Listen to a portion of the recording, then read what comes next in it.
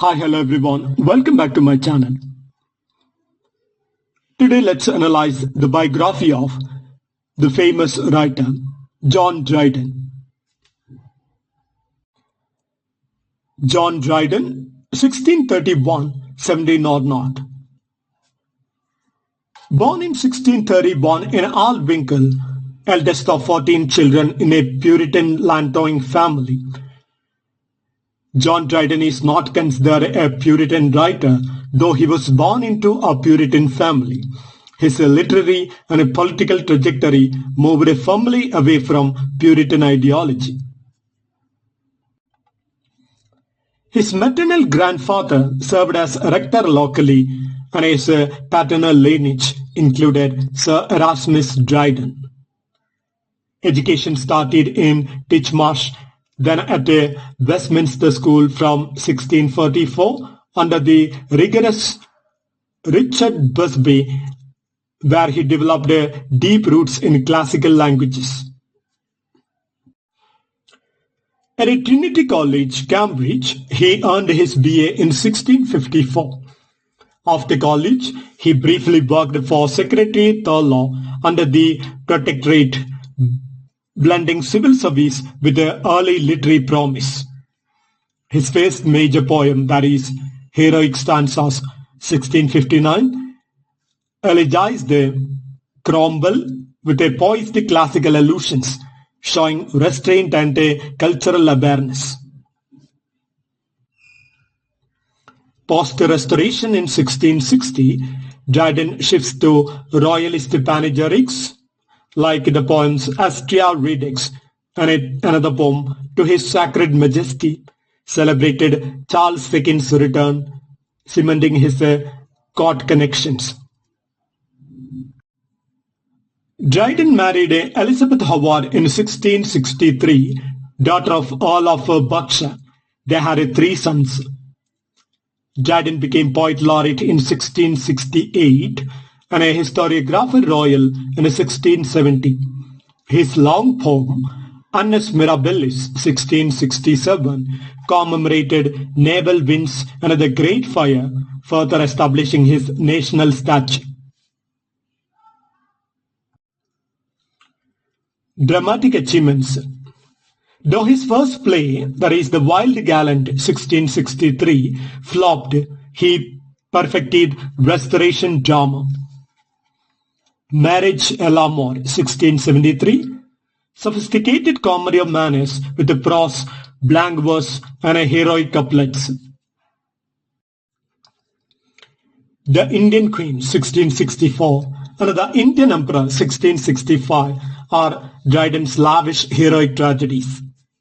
All for Love, 1677, is a neoclassical rewrite of Antony and Cleopatra, celebrated for emotional depth and a poetic control. Dryden is a noted performer of heroic drama in rhymed couplets, collaborating with Sir Robert Howard, bridging English and continental styles.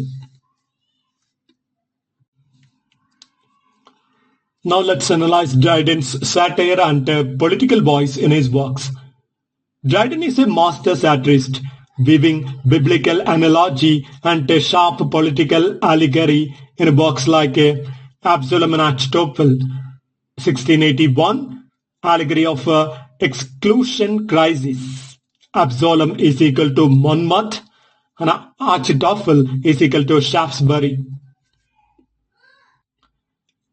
Mugflegna, 1682, mock heroic attack on Thomas Shadwell.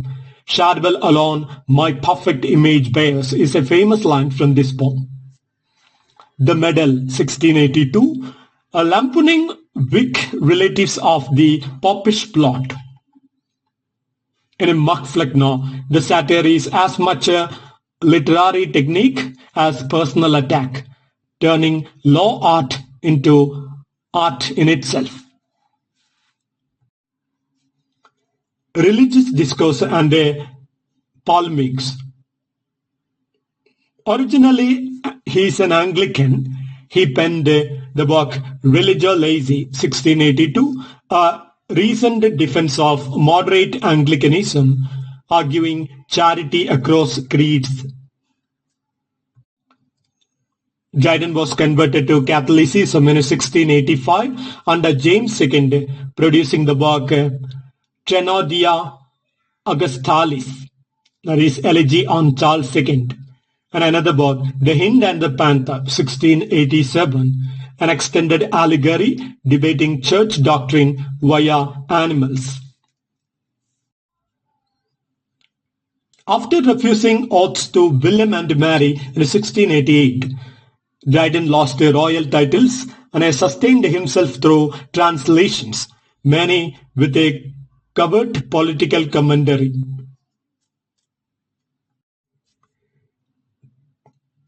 Translation, theory, and a later box.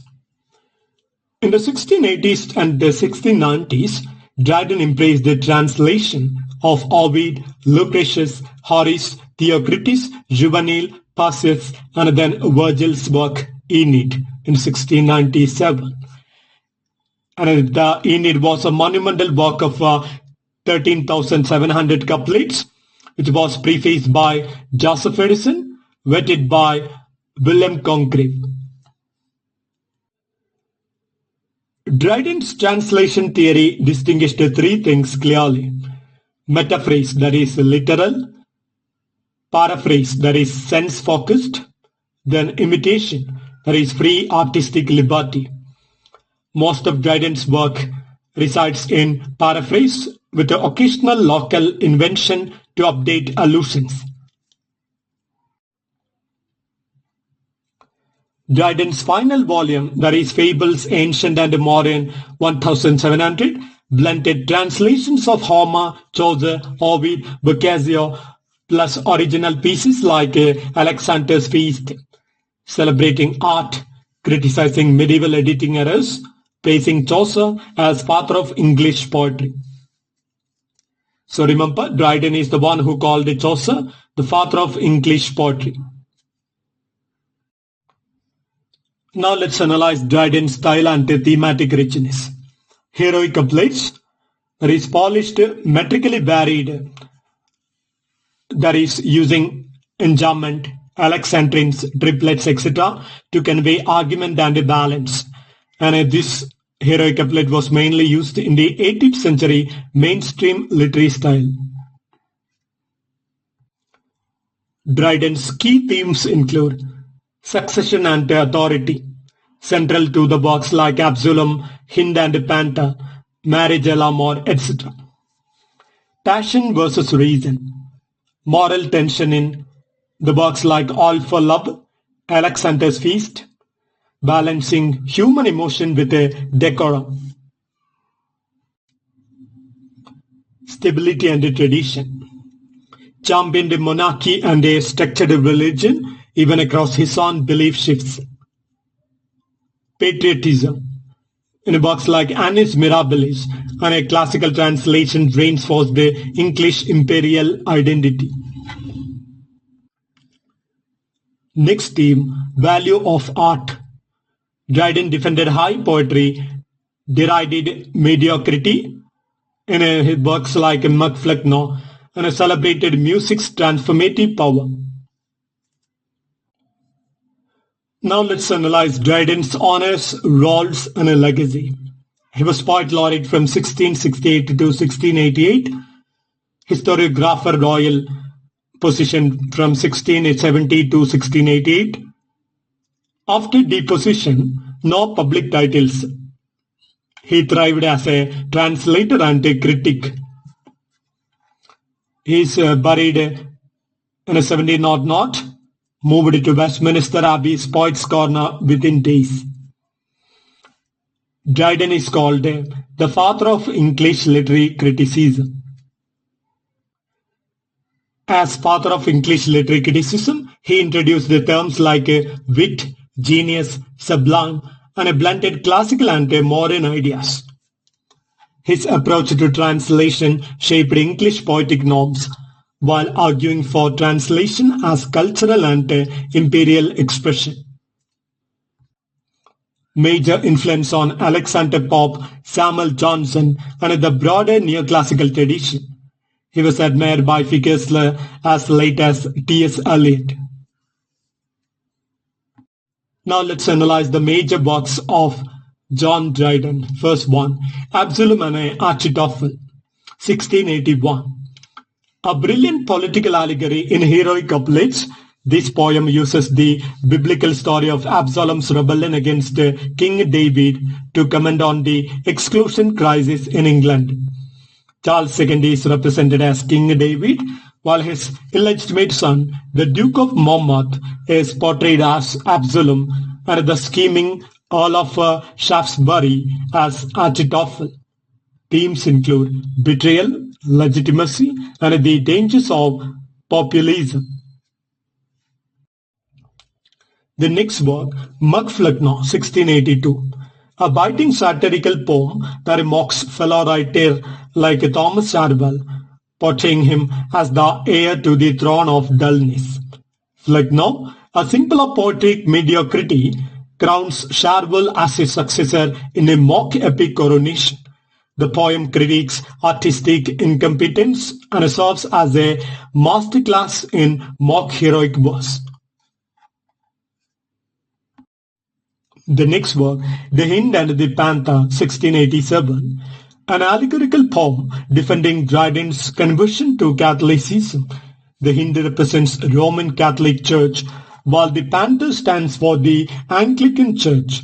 The dialogue explores themes of religious truth, tolerance, and a theological conflict during the volatile reign of James II.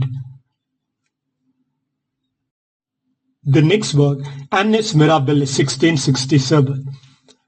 This long historical poem recounts the events of 1666, specifically the Second Anglo-Dutch War and the Great Fire of London. It portrays England's resilience and renewal through catastrophe and glorifies Charles II's leadership. The poem blends heroic narrative with a patriotic celebration. The next work, All for Love, 1677. A neoclassical tragedy in blank verse based on Shakespeare's Antony and Cleopatra. The play centers on Antony's inner conflict between duty to Rome and his passionate love for Cleopatra. Themes include loyalty, honor, passion, and the tragic cost of divided allegiance. The next work, Astrea Redux, 1660. This panegyric poem celebrates the restoration of Charles II to the English throne. It represents the monarch as bringer of justice, peace, and order after the disruptions of the Commonwealth period. The poem reflects Dryden's shift from Cromwellian to Royalist allegiance. The next work, Religio Laici, 1682, a philosophical and theological poem defending Anglican rationalism and moderation. It examines the relationship between reason, faith, and the authority of the Church and Scripture. The speaker, a layman, argues for a balanced, reasonable approach to religious beliefs. The next work, Essay of Dramatic Poesy, 1668, a prose dialogue involving four characters, Critus, Eugenius, Lycidius, and a Neander. Neander is Dryden's persona. Debating the merits of classical versus modern drama, French versus English theatre. Neander defends English drama, especially Shakespeare, for its vitality and complexity. It is one of the earliest and most influential works of English literary criticism. The next work, The Medal, 1682, a political satire written in response to a Whig medal celebrating the acquittal of the Earl of Shaftesbury.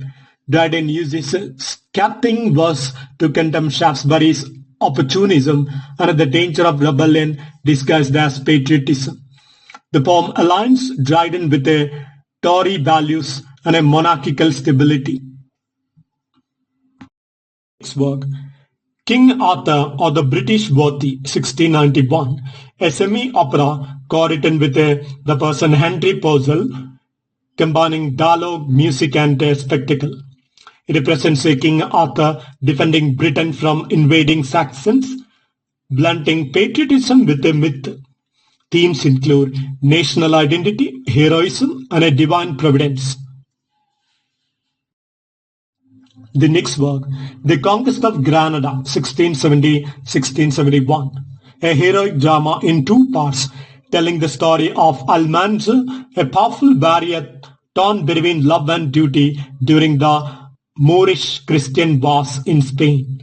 It exemplifies Dryden's development of rhymed heroic couplets in a dramatic form. The play explores themes of love, honor, loyalty, and identity. Work, The Wild Gallant, 1663. Dryden's first play, a restoration comedy influenced by Ben Jonson and the contemporary taste for wit and sexual intrigue. It features rakish characters and mistaken identities, though it was not initially successful. Themes include deception, marriage, and social pretension. The next work, Troilus and Cressida, or Truth Found Too Late, 1679. A reworking of Shakespeare's Troilus and Cressida, adapting it into the heroic mode. The play focuses on the doomed love affair between Trojan prince Troilus and the Greek-allied Cressida. Themes include betrayal, idealism versus reality, and the disillusionment of war. The next work, Aurangzeb, 1674, a hero tragedy set in the Mughal court of India, based loosely on Aurangzeb's life. The main character, Aurangzeb, is a model of restraint and honor, resisting political ambition for moral duty.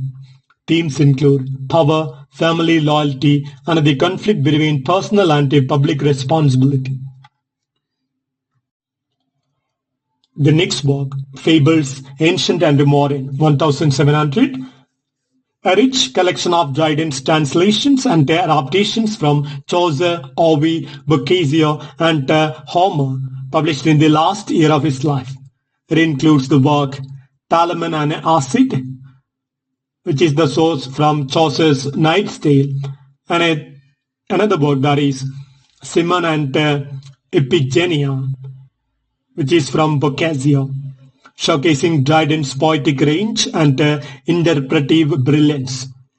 Themes vary, but often explore the themes like love, fate, virtue, and transformation.